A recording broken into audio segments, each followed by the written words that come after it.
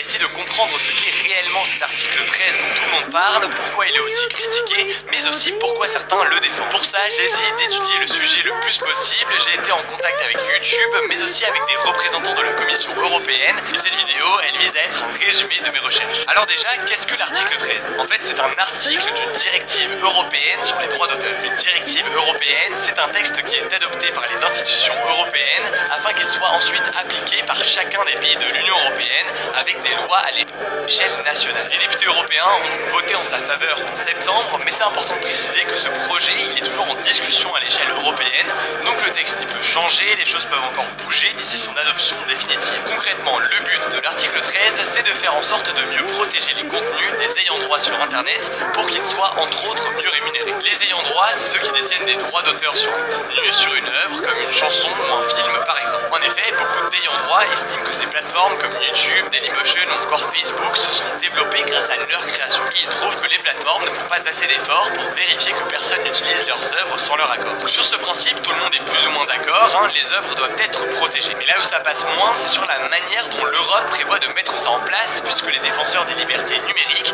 y voient un danger pour la liberté d'expression. Déjà, pour commencer, voyons comment ça se passe aujourd'hui pour protéger les droits d'auteur. Bien, par exemple, Google utilise un outil qui s'appelle Content ID pour protéger les droits d'auteur sur YouTube. En fait, Content ID identifie les contenus protégés par les droits d'auteur. Concrètement, si un YouTuber utilise une musique dont il n'a pas les droits, ou justement publie l'intégralité de Game of Thrones sur YouTube, eh bien Content ID le repère et la vidéo est bloquée ou démonétisée, c'est-à-dire que le YouTuber ne touche pas d'argent avec cette vidéo. Et dans le cas de Game of Thrones, la vidéo est même carrément supprimée. Alors Content ID, c'est un outil qui est critiqué par à peu près tout le monde, mais pas pour les mêmes raisons. Les ayants droit, ils trouvent qu'il n'est pas assez efficace, et les YouTubers, ils dénoncent au contraire ses abus. Car en France et dans d'autres pays européens, les parodies, les caricatures et les citations par exemple sont autorisées. Mais le problème, c'est que Content ID a du mal à faire la différence entre une parodie et une violation du droit d'auteur. A noter que là on parle de YouTube, mais Facebook par exemple a un outil assez similaire. Alors que va changer l'article 13? En fait, l'article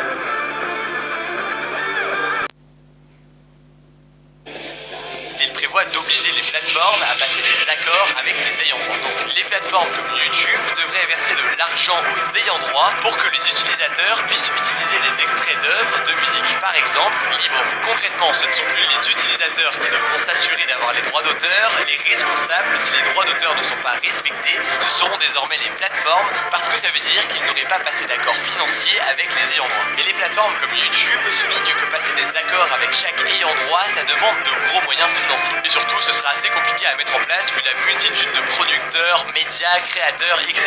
avec qui il faudrait passer des accords. Si YouTube mène un lobbying aussi important contre l'article 13, c'est évidemment pour défendre les créateurs, mais c'est donc aussi parce qu'ils n'ont aucun intérêt à ce que ça passe vu les coûts immenses pour eux. S'il n'y a pas d'accord financier trouvé entre les ayants droit et les plateformes, et YouTube d'ailleurs semble indiquer qu'ils ne sont pas partants du tout pour en trouver étant donné les coûts que ça engage pour eux, eh bien l'article 13 prévoit que les plateformes filtrent tous les contenus avant publication. Enfin, c'est pas écrit noir sur blanc dans le texte, mais c'est en réalité une possibilité quasi inévitable selon de nombreux juristes, parce que sans accord financier avec les ayants droit, YouTube se retrouverait avec des millions de vidéos postées par des utilisateurs et ne respectant pas forcément les droits d'auteur. Donc comme je vous l'ai dit, YouTube filtre déjà une partie de ses contenus avec Content ID. Et avec l'article 13, le filtrage se fera avant publication de façon automatique et surtout de façon beaucoup plus étendue qu'aujourd'hui. D'ailleurs, d'après YouTube, ça concernera les nouvelles vidéos, mais aussi celles qui ont déjà été publiées. Les opposants à l'article 13 craignent donc qu'il y ait une grosse censure des vidéos en Europe. Parce que pour éviter tout risque, eh bien, les plateformes pourraient censurer n'importe quelle vidéo pour ne pas risquer de ne pas respecter le droit d'auteur. Et le problème, on l'a vu, c'est que les robots comme Content ID ont du mal à détecter les vidéos comme les parodies qui font exception au droit d'auteur. Ainsi, d'après YouTube, les parodies, les reprises de musique, les vidéos éducatives ou les critiques de films seraient en très grande partie bloquées. Du coup, les opposants craignent que le filtrage se transforme en censure automatique. Alors il y a pas mal de rumeurs qui circulent, notamment par rapport à une possible suppression de Wikipédia.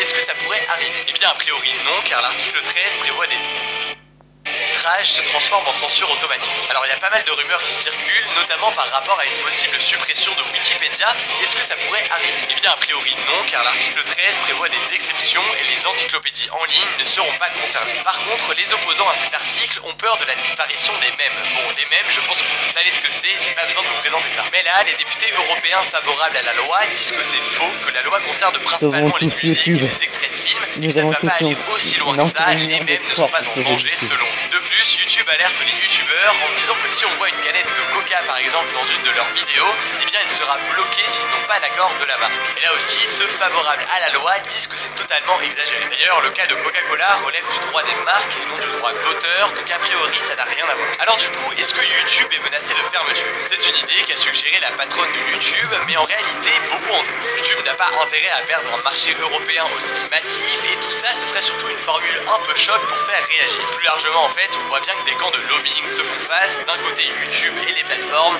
et de l'autre les ayants droit. Rapidement, pour terminer, ce qu'il faut voir, c'est que l'article 13 peut potentiellement aussi protéger des youtubeurs. En tant que youtubeur, on peut déjà réclamer nos propres droits d'auteur auprès de sociétés comme la SCAM ou la SACD, mais l'article 13 vise aussi à inscrire ça plus clairement.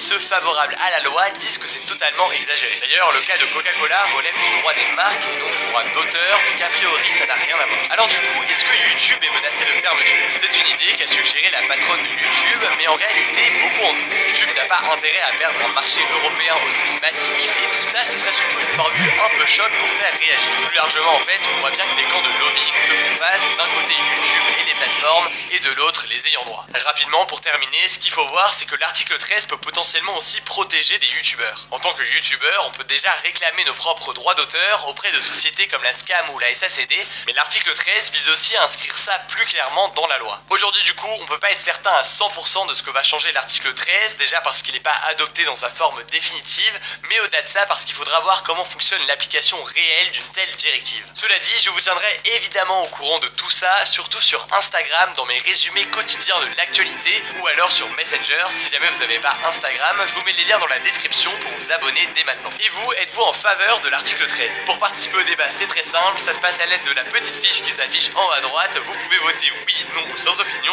Et surtout, comme d'habitude, je vous invite à en débattre dans les commentaires, j'irai lire tout ça. Cette vidéo, elle vise à être un point de départ, et si jamais vous voulez approfondir le sujet, eh bien je vous mets un maximum de liens dans la description. Écoutez, je crois que j'ai tout dit, n'hésitez pas à partager cette vidéo à vos proches, à vous abonner et à activer les notifications pour être les premiers sur l'info.